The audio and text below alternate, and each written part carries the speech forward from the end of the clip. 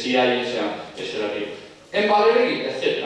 Entonces, él intenta meditar 5 minutos, yo creo que me van a sobrar, intentaré 2 o 3. Intenta meditar cuáles son las causas para que no nos parezca tan atrabiliario esa atribución de que el diablo está en la literatura francesa y en la tierra gala. Y dice, bueno, primero porque siempre han tenido una simpatía por el pecado y el delito. Segundo, porque las polémicas antirreligiosas y concretamente anticatólicas han estado muy vivas tanto en la literatura como en la historia de Francia. Y en tercer lugar, y esto lo dejo para personas, todos ustedes con mayor entendimiento sobre este particular, dice que es por el espíritu cartesiano. Porque al elaborar, ya saben, voy a hacer un poco una caricatura de la filosofía cartesiana, pero al fiar demasiado en la razón, estamos olvidando esa dimensión espiritual del ser humano. También habla en el capítulo final del diablo del arte y el diablo en la música. Conclusión. Creo que Giovanni Papini es uno de los muchos autores injustamente olvidados. También considero que estas 2 obras son sumamente interesantes, no solo para el que esté un poco atraído por el tema de nuestro congreso, sino para cualquier lector medio, puesto que suministran unos conocimientos culturales básicos, estés o no de acuerdo. Yo siempre digo lo mismo. Puedes estar o no de acuerdo con Papini, pero hombre, es un repaso, por ejemplo, de la vida de Cristo, de toda la historia evangélica, maravillosa, y en el diablo nos enteramos de muchas cosas que no sabíamos, yo por lo menos. Entonces, insisto, es un autor que hay que reivindicar siempre que se pueda, y les invito a ustedes a su lectura. Muchas gracias.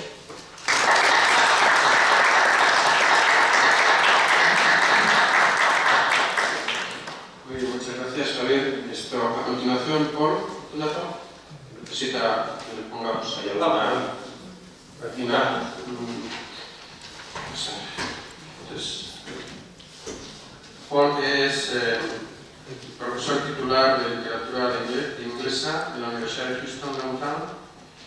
Tiene un libro sobre la estética modernística anglosajona y la cultura del consumo en los trabajos, en las obras de Oscar Wilde.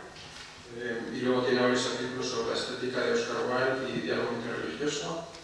Y actualmente está investigando, trabajando sobre teoría de la narrativa en la literatura y luego la estética de Tolkien. Su presentación va a ser en inglés, Paul. Sí, en inglés. Aunque bueno, podría hacerla en español, pero inglés. Y nos han dado aquí unas hojitas para que las pasemos porque va a haber un texto que va a citar en inglés. Están con las traducciones ahí.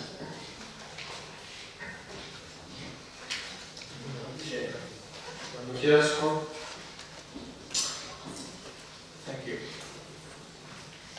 I, as a human person, see the world operating within my worldview. I can, in a detached way, appraise what goes on in front of me, a series of objects and events. However, what some philosophers and artists point us towards is a more complete idea of what I know and see. Alistair MacIntyre and James K. A. Smith would instead say that I have a desire-inflected feel for the world, a directedness towards an aim or quest. And the writers Kafka and Beckett demonstrate this alternative idea through their works. Section 1. Characters in Kafka's The Trial and Beckett's Waiting for Godot struggle to find any mission or direction to strive for in life. In the philosopher MacIntyre's terms, they have desires and desire-serving purposes which drive them, but they lack a real, more ultimate good to aim at, what the Greeks called a telos. Smith similarly says, humans, instead of just seeing the world with a worldview, aim at the world with a feel, with desires. Kafka's and Beckett's fictional characters, on the other hand, aim at somewhat random, incoherent, and at times self-contradictory purposes and desires. For example, in The Trial, Joseph K. finds himself off balance from the beginning and plays a kind of frustrating detective game throughout. but he never really gets a true sense of what is actually going on, or how he can attain some kind of meaningful goal. In other words, he has no real tails towards which to aim, no possible human fullness to aspire towards, particularly one that has reference to God or transcendent meaning. In order to get at how this desire-reflected world feel works, Smith shows us what happens when it is totally absent. He does so by using the case study that Merleau-Ponty adduces in his book, The Phenomenology of Perception. That is, in the life of the brain-damaged patient named Schneider. Merleau-Ponty helpfully includes the word aim, focusing on the fact that I am not just looking at the world in a purely detached way, but I live in, I participate in, and I make use of the world. The fact that I am a human means that in perceiving the world, I have already inflected Smith's terms with my purposes and needs, desires, and indeed my living of life. However, by so inflecting it, I am not doing anything improper, nor am I altering the world. I have no choice but to do so, and it is no disservice to reality.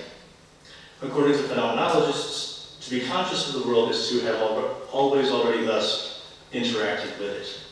This brings me to the concept of story and story logic. As I live, I move through story. Moreover, I move according to the stories, metaphors, and images that I have imbibed through culture, hearing stories, enjoying songs, watching films, dancing to music, praying in a temple.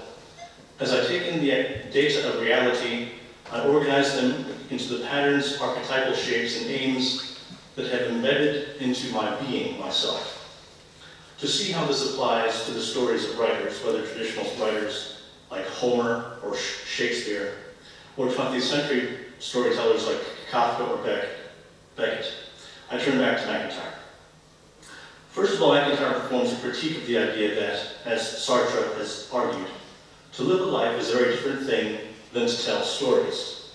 Sartre mistakenly believed that he had written the character of Roquentin in La Nausée as someone who had a life lived without narrative illusions.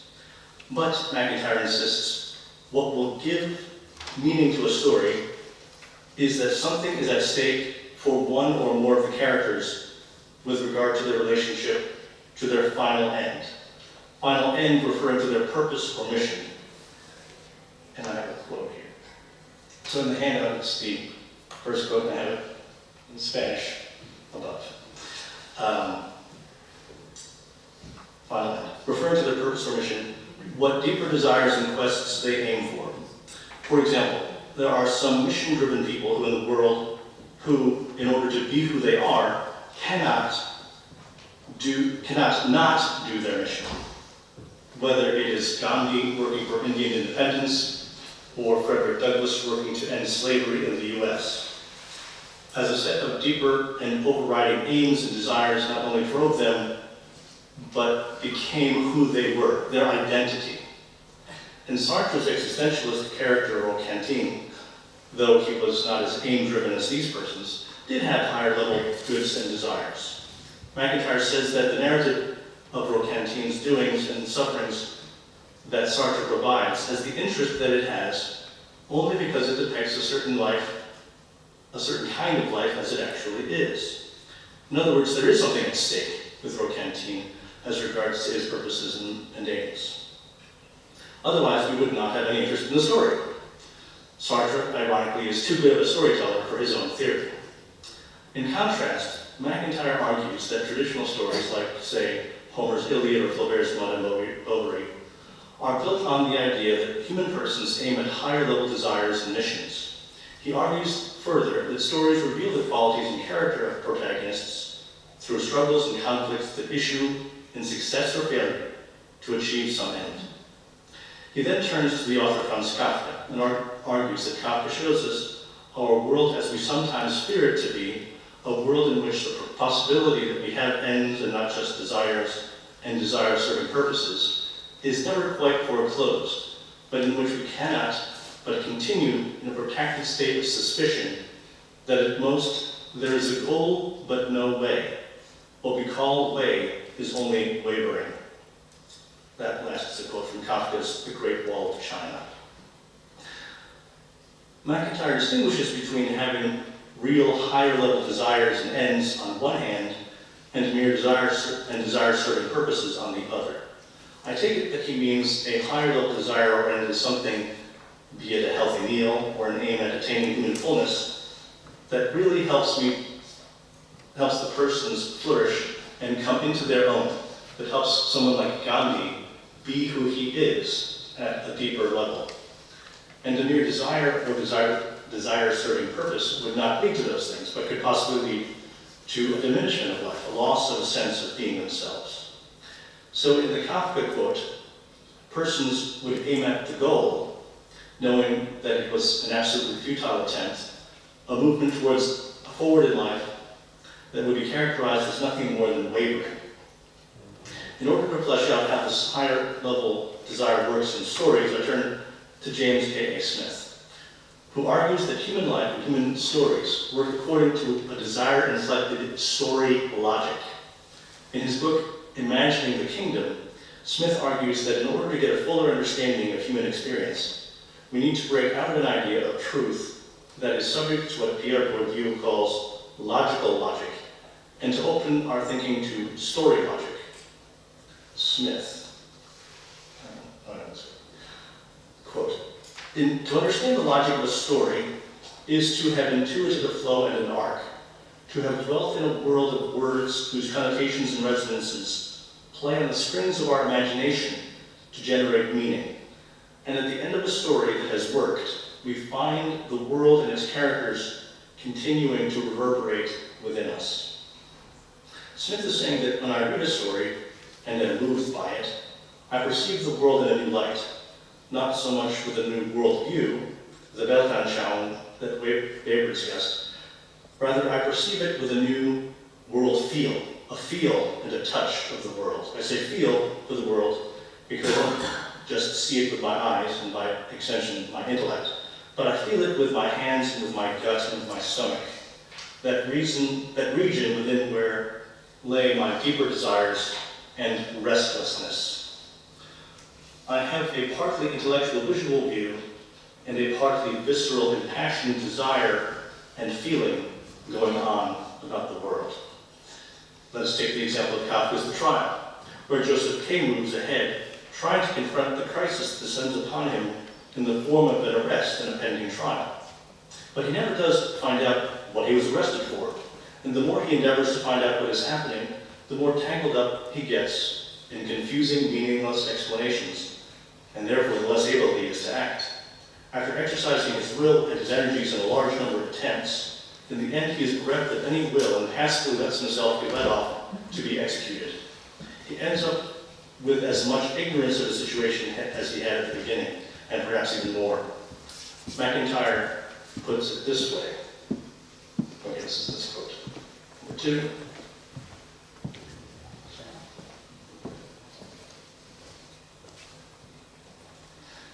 What authors like Kafka, as storytellers, put in question is the possibility of there being any such thing as a directness in human life towards goods on the achievement of which everything might turn for an ancient.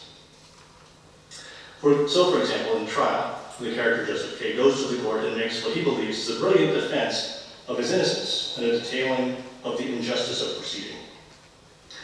He mistakenly believes that the large assembly is responding well to his lengthy speech. He was pleased with the way the whole assembly had pricked up their ears in expectation. In the silence, a buzzing arose, which was more exciting than the most ecstatic applause. Only after he had finished a very long and developed speech, and after he has interrupted when a man begins loudly engaging in a sexual encounter with a woman in the back of the room, does Joseph K. realize he has been completely mistaken in the audience. And here's the next quote. So, you're all officials, as I see. You are the corrupt gang I was inveighing against. You crammed into this hall as eavesdroppers and snoopers. And he immediately beats a hasty retreat. This kind of false hope, followed by violent frustration, frustration, a goal with no way, repeats itself again and again in the story. MacIntyre says that when my hope ends in such frustration, I am putting in question the possibility of there being any such thing as directedness in human life. What does this directedness consist of? It seems that in a Joseph K., for example, he directs himself towards justice, towards a world in which a human is due a certain dignity and worth, and where he reasonably expects to receive a just treatment. MacIntyre adds that a person is directed towards goods on the achievement of which everything might turn. So were Joseph K. to achieve the good of justice here, everything, i.e. his whole sense of who he is, would turn on that. That is, he would come into his own. He would attain a fullness of human experience. He would reach what Aristotelians call his proper end, or telos. Furthermore, MacIntyre points out that persons see their lives according to what Smith calls story logic, when they have some particular reason to ask, how has my life gone so far, and how must I act if it is to go well in the future? And when I read the fictional story of Joseph K., I am able to reflect on both his experience of a frustrating blank on these questions, and on my own challenge in trying to answer those questions. Kafka is forcing readers to confront the question of the meaning of one's life. He shows characters like Joseph K. or Gregor Samsa, who at first drive themselves toward a higher level desire of good, Joseph K. towards justice, Gregor towards the good of being a member of his family, but in their experiences they run into a wall. They find they are in a world in which they seem to see goods to reach out towards, only to discover that they were either illusory or, if they are real, they are utterly unreachable. In a lecture, MacIntyre also mentions the works of Samuel Beckett as similarly illustrating characters who run up against the questions of what their life means and whose lives aim at higher level desires and goods of fullness that turn